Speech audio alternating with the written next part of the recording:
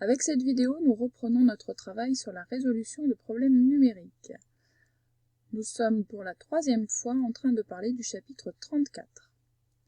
Premier problème d'aujourd'hui. Pour le faire, n'oublie pas de prendre ton matériel.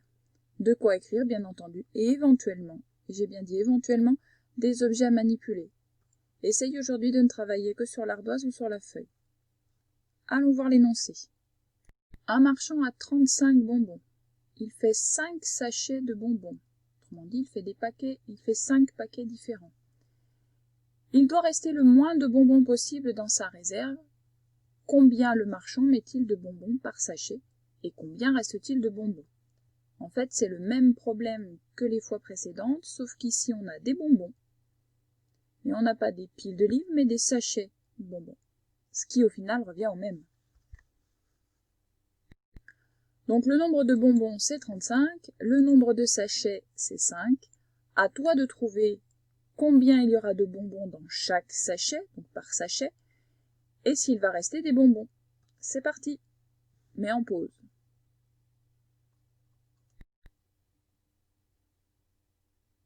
Bien, nous revoilà donc pour l'explication. Tu as dû trouver un résultat. Regardons si il convient. Allons-y. Alors, comme la dernière fois, tu vois, j'ai pas commencé par mettre qu'un seul bonbon dans chaque sachet, que j'ai représenté par des arrondis, mais j'ai tout de suite essayé d'en mettre 5. Ce qui fait que j'en ai 5, plus encore 5, j'en ai mis 10. Tu vois encore 10, ça fait 20, et j'en ai mis 25 déjà.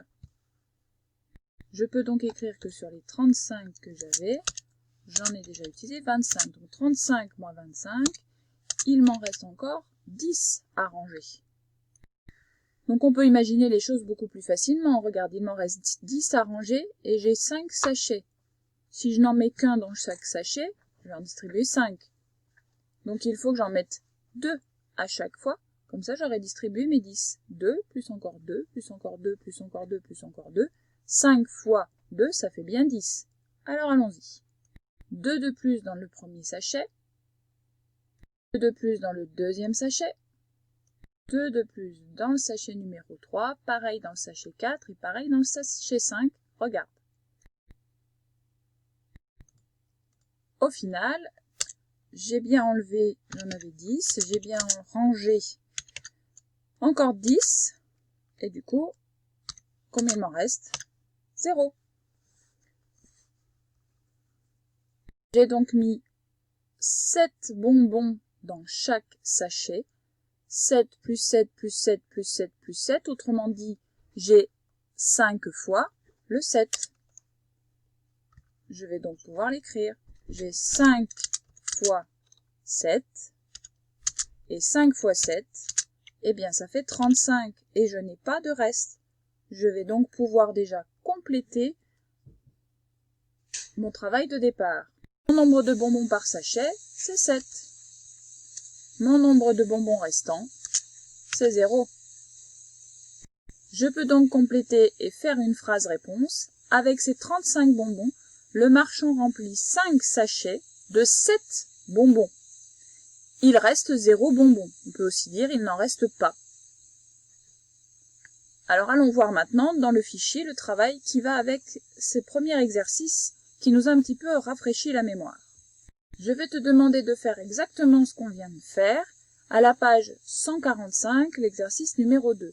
Tu vois qu'il y a 4 parties différentes avec toujours un marchand qui a des bonbons à ranger dans ses sachets. Tu vois la consigne d'en haut, un marchand de bonbons fait des sachets. Il doit toujours y avoir le même nombre de bonbons dans chaque sachet. Il doit rester le moins de bonbons possible dans sa réserve. Trouve le nombre de bonbons dans chaque sachet et le nombre de bonbons qui restent dans sa réserve. Dans le premier, tu vois qu'il y a 17 bonbons et qu'il fait 5 sachets. Dans le deuxième, il y a 28 bonbons et tu vois écrit dans la consigne ici que tu dois faire 4 sachets. Dans la troisième partie, il y a 43 bonbons et tu dois faire 10 sachets. Et enfin, dans le dernier exercice violet, le marchand a 30 bonbons dans sa réserve et tu dois faire 2 sachets. Attention, tu vois qu'ici, tu n'as plus de place pour faire des dessins, mais tu as des lignes pour faire des opérations. Des multiplications, par exemple. des additions répétées, ou même peut-être des soustractions pour enlever un petit peu à chaque fois comme on l'a fait. À toi de voir. Tu as le droit, pour ton travail, je te le conseille même, de prendre ta feuille avec les tables de multiplication pour bien vérifier ce que tu peux trouver à l'intérieur. Rappelle-toi, on en a parlé déjà dans les précédentes vidéos. Maintenant, je vais te demander de travailler seul, de faire ce travail toi. Si tu en as besoin, alors tu peux ensuite écouter la suite de la vidéo, mais ce sera la correction. Donc ne triche pas, ce sera bien la correction. Essaye d'abord de faire ce travail seul. Allez, c'est à toi, mets en pause maintenant. Pour cette première partie, nous voyons donc que le marchand avait 17 bonbons et qu'il doit faire 5 sachets. Autrement dit, il devait faire 5 fois quelque chose. Donc je l'écris, 5 fois, à moi de trouver quoi, et il faut que je trouve quelque chose dans la table de 5 qui se rapproche de 17. Il n'y a rien dans la table de 5 qui fasse 17. Il y a quelque chose qui fait 15, il y a quelque chose qui fait 20. 20, ça dépasse. D'accord? Donc en fait, ce qu'il nous faut, c'est 3. Dans la table de 5, dans la table de multiplication de 5, c'est 5 fois 3 qui fait 15. Et du coup, tu vois que 15, c'est le maximum qu'on peut faire. Et 15, il nous restera 2 bonbons pour faire 17. Conclusion, il y a 3 bonbons dans chaque sachet et il reste 2 bonbons que le marchand ne pourra donc pas ranger. Passons à l'exercice vert. Ici, le marchand a 28 bonbons et il doit faire 4 sachets. Donc, comme tout à l'heure, s'il a 4 sachets, c'est qu'il va faire 4 fois la même chose, 4 fois le même nombre de bonbons. Donc on cherche dans la table de 4, si tu penses t'être trompé, regarde dans ta table de 4, 4 fois quelque chose, à voir si ça fait 28. Est-ce qu'on a quelque chose qui fait 28 dans la table de 4? Oui.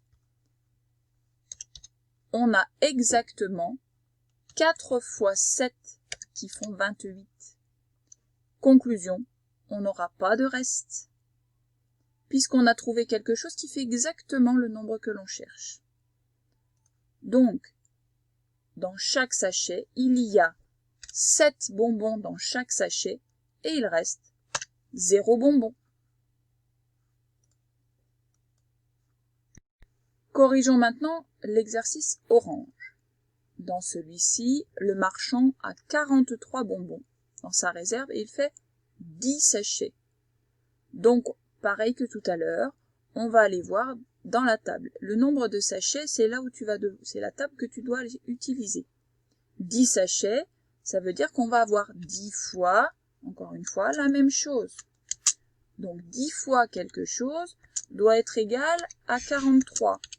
Est-ce que dans la table de 10, on a quelque chose d'égal à 43? Non. La table de 10, les nombres finissent toujours par 0. Par contre, dans la table de 10, on a quelque chose qui est égal à 40. Qu'est-ce qui est égal à 40? Eh bien, c'est 10 fois 4, bien sûr.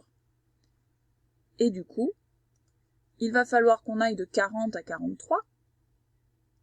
Et ce qui fait qu'on va de 40 à 43, c'est 40 plus 3, qui sont égales à 43.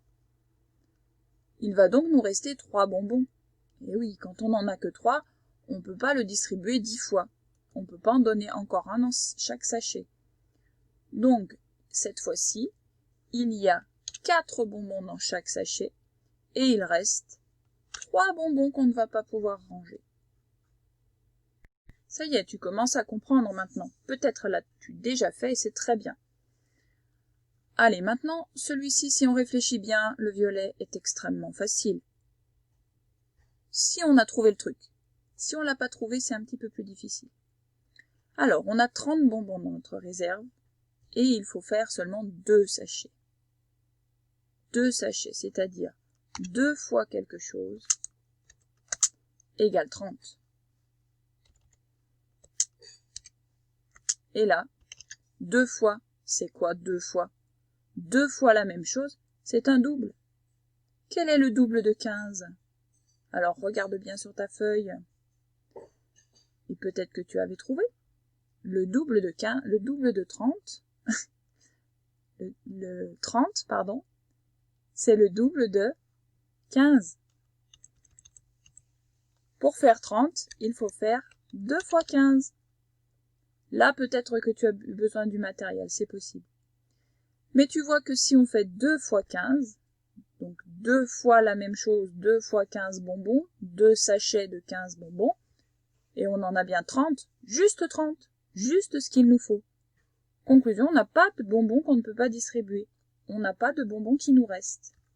Alors, complétons notre phrase réponse. Il y a 15 bonbons dans chaque sachet et il reste 0 bonbons.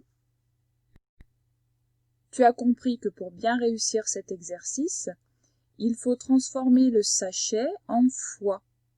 Puisque dans chaque sachet, il y a la même chose, ça veut dire qu'on va avoir plusieurs fois la même chose. Et le fois, on le connaît, c'est une multiplication qu'on peut regarder dans nos tables de multiplication. Voilà pour le petit truc que je t'ai donné aujourd'hui. Les prochaines fois, tu travailleras sans vidéo, mais si tu ne te souviens plus, n'hésite pas à regarder ces 3 premières vidéos, retourne les écouter et tu verras que ça devrait t'aider. La vidéo est terminée.